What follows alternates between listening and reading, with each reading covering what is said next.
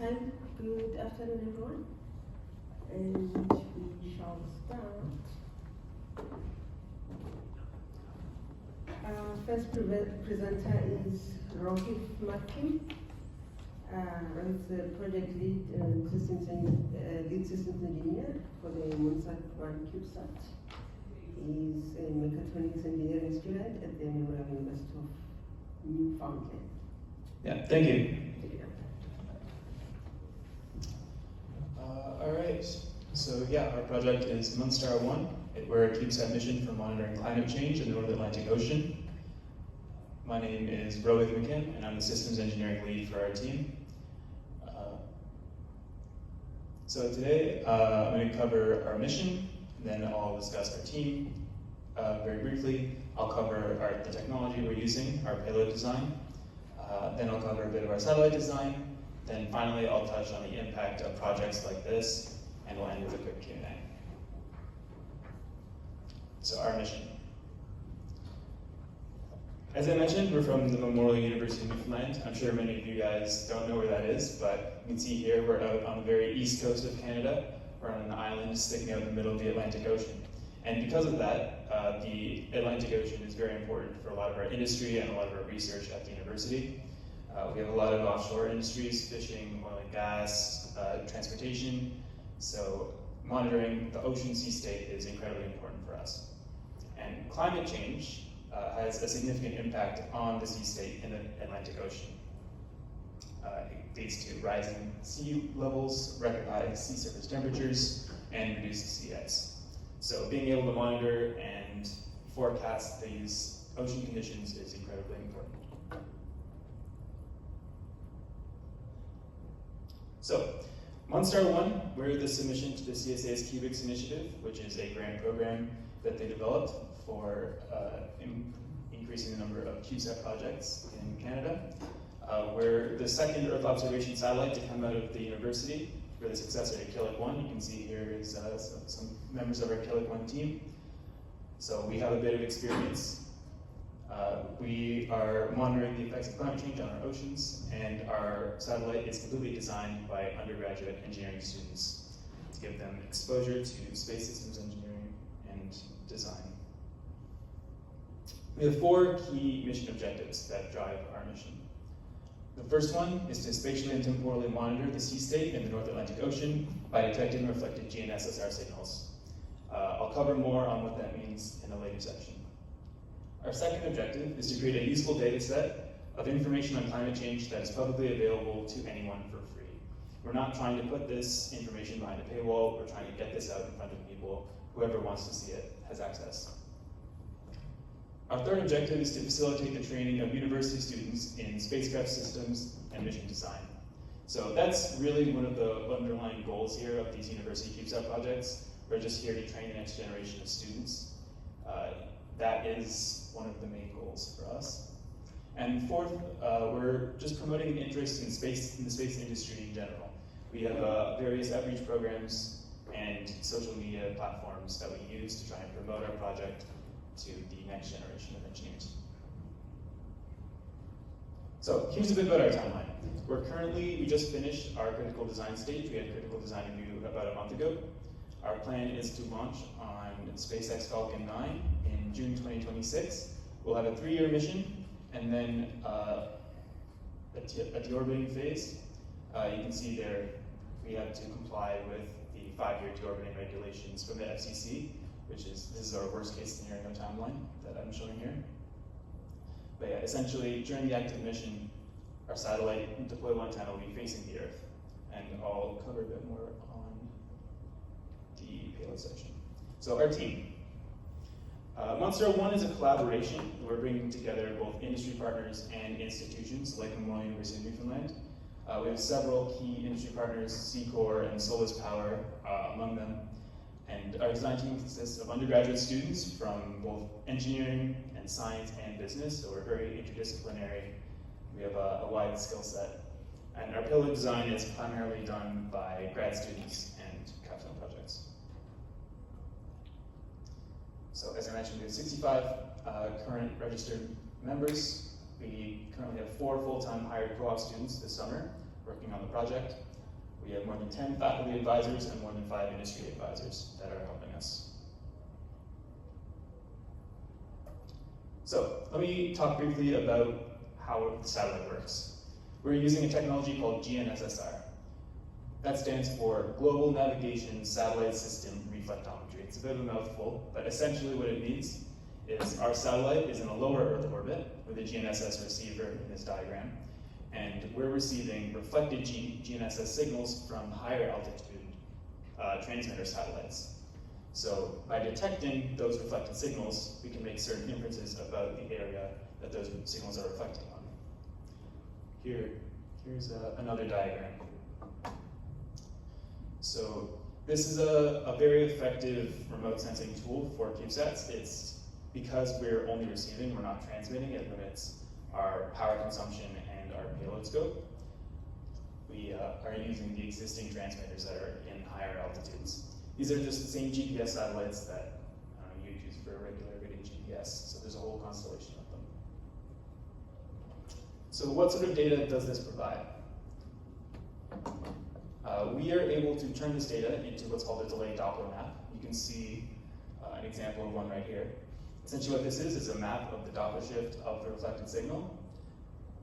And you can use this map to determine sea state conditions, things such as surface roughness, mean square slope, significant wave height. From those you can infer wind speed, and these are also very useful for ice wind detection. Our satellite is expected to produce 1 image per second during our data collection phase.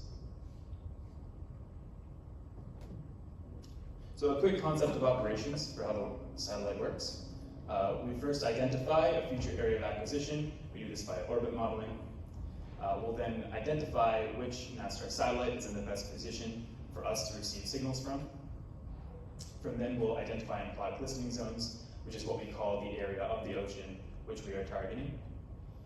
Then we'll identify our acquisition start and stop time, as well as our required pointing attitude.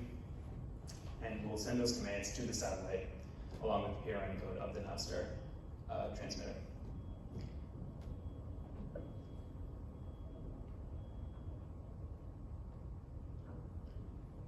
Our ground operations. So we currently are operating with 1 ground station located on the roof of the C-Core building, which is right next to the engineering building at MUN.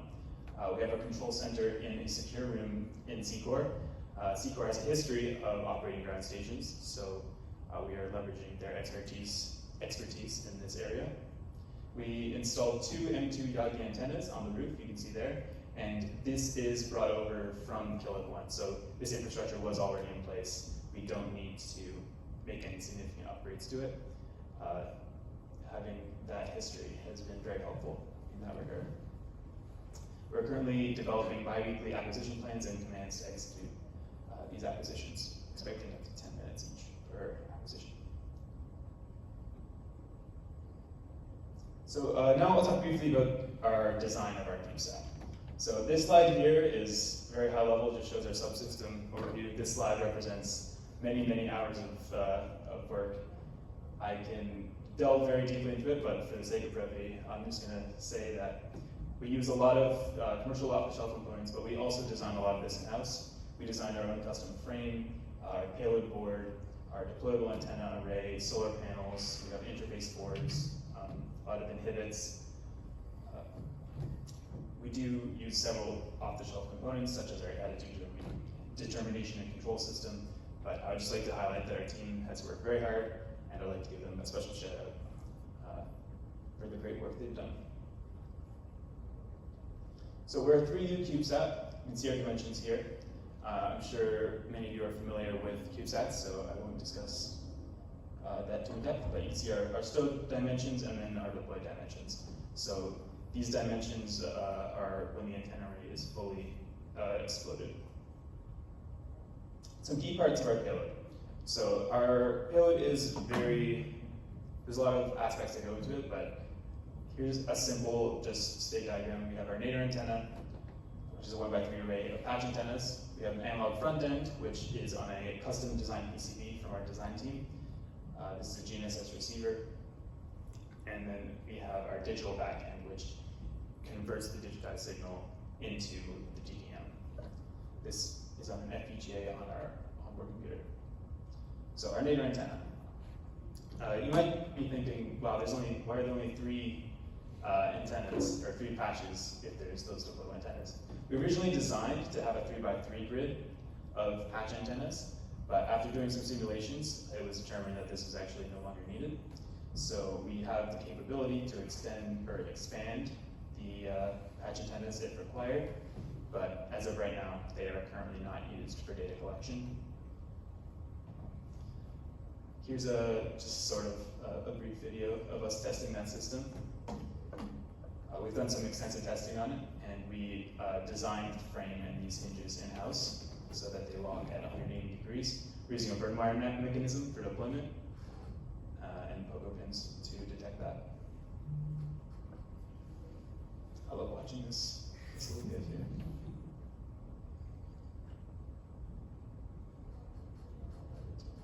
There we go. So the analog front end, as I mentioned, is a custom designed PCB from our design team. It's a GNSS receiver that then converts and digitizes the signals.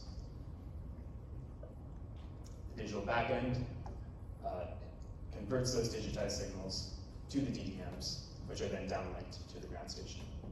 So that's the data that we would be uploading, are the delayed Doppler maps. We're providing the data set. So now I just want to talk briefly about the impact of teams like this and why it's important to have university CubeSat teams. First of all, obviously there's a scientific impact. Providing this free, publicly available data is incredibly useful for industry, for academia, and just for the science community in general. It's very helpful for oceanographers, and a lot of grad programs here at the university can benefit a lot from this. It also helps support international climate research efforts and aids in more accurate predictions of future sea state conditions. There's also an educational and industry impact. In Newfoundland, we don't have a very significant space sector like there is here in Montreal. We don't have many space companies, so a lot of our students don't really have access to, or exposure to space systems engineering. This is really one of the best ways that they can get access to that. We have a very large team, so there's obviously a lot of interest at our university for these sort of projects, and I'm very proud to say we're getting a real-world experience in space systems engineering, missions design, and honestly all aspects of the design process, so mechanical, electrical, software, mission control, systems engineering, and I think it really helps prepare them for the industry. You can see here's our team doing some assembly in a clean room at the university. These programs also help promote collaboration between industry and universities. As I mentioned, we have industry partners that we work with, but we have bi-weekly meetings with other universities where we compare our progress and help each other. And I think that's a great part of this program. And finally, there's the public engagement and outreach. We participate in several outreach programs. Specifically, recently we did a High Achievers event for high schoolers across the province. You can see there's a few of our team members and our booth set up. There's a ton of interest, and I think I'm proud to say that we're helping to support that. We've also received significant media attention, so we've done lots of interviews and news stories with local news channels, and the team has gotten a lot of publicity from that. And we also have several social media platforms that we use. Instagram and LinkedIn are probably our most prominent. Feel free to give us a follow if you like. We have an ongoing social media campaign called Monster Mondays, where we'll post updates every Monday on the team. That's about it, thank you. And I'd like to say a heartfelt thank you to the Canadian Space Agency for making this project possible and then also sponsoring our participation here at the event. So thank you guys very much.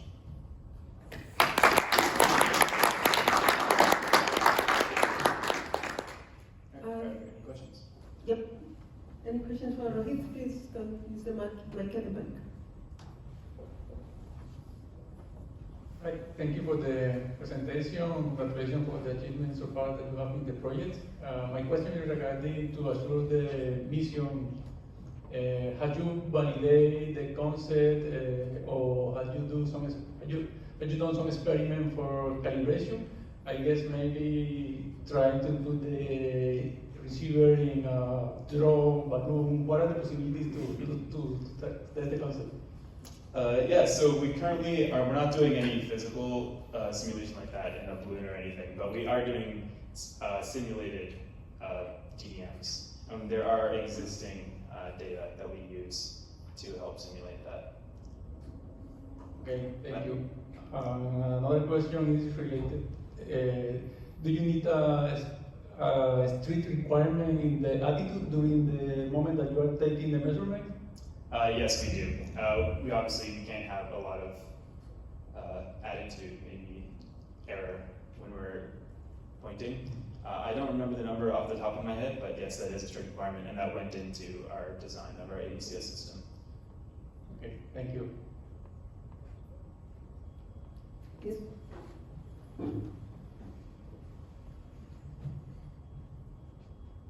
Thanks for the presentation. This is a really great project. I'm wondering, so in your ConOps you have, I think it was 3 years of nadir pointing, and then you had almost 5 years of letting the satellite tumble. Is that just to increase the drag so that it meets the deorbiting requirements? So it maybe has more drag and it's tumbling and therefore deorbits faster. Is that why you have that phase of the mission there? Yes, it is. When we're in our nominal position with the deployed nadir antennas, we have a lower surface area, so there's less of a drag force. Okay, and then so I was assuming that I guess you need that nadir pointing for your primary payload. So for those 5 years, assuming you still have a functional satellite, but it's tumbling, have you explored some ideas for how you can still utilize the satellite while it's deorbiting, I guess, as fast as possible? We use it to maybe train your next generation of operators, like get them practicing flight software updates. If you're not using the primary payload, I guess have you just explored ways that you can still use that 5 years of time while it's deorbiting?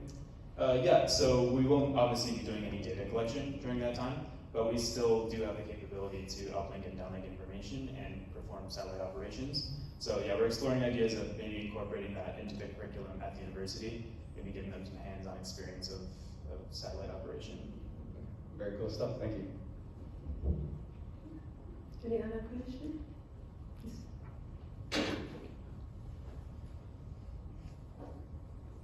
Hi, thanks for your presentation, and I find it quite cool that you also do own development of systems. I've noticed, I think I've seen commercial components from different vendors. How do you integrate those? How do you make sure that they are compatible? So a lot of our suppliers are the same suppliers that we use in the Killick mission. So we have some experience working with them. But we are using several new suppliers. For example, our solar cells, we're using a new supplier for those. So essentially what we do is we would get mechanical cells, we test them, we integrate them, and then once we've decided that they are compatible, we'll go ahead and then make the final decision. Thank you. My second question would be more about the team knowledge management. How do you make sure that the people who build the satellite might not necessarily be the same than people who fly the satellite, because maybe key person have graduated in the meantime? Yeah, for sure. That's always a key issue with university CubeSat projects, and especially for us, students are always coming and going for internships and graduations and such. When we first began the project, we were targeting maybe younger members of the university engineering program so that they would stay with the project during the duration. And so far, I think that's worked out pretty well for us. Like, none of our core members have graduated yet, and they're still with the team. Knowledge transfer is obviously an issue, so we do have some pretty extensive documentation processes on that. That's been our main way of trying to mitigate that. Good, thank you. So I won't use the mic, I think I'm loud enough. You had deployables there that you were planning on using for the antenna. So you're not using from the antenna now, so what are you using them for? Well, right now, their primary purpose is increasing surface area so that when we're deorbiting, we will be able to deorbit faster and comply with the regulations. Yeah, when we first originally designed, we had planned for a solar or patch antennas on all three, but that is no longer needed. Hi, so where are you planning to do your thermal and vibration testing before launch? Oh, sorry? Where are you planning to do your testing, like for thermal and vibration testing? Do you have a facility at your university, or are you looking for some other external sources? So we have some facilities at the university, but for a lot of that testing, we're planning on using the CSA facilities during integration.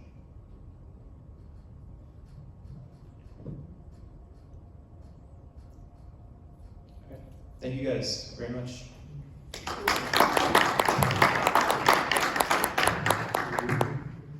So we have 9 minutes for the mixing.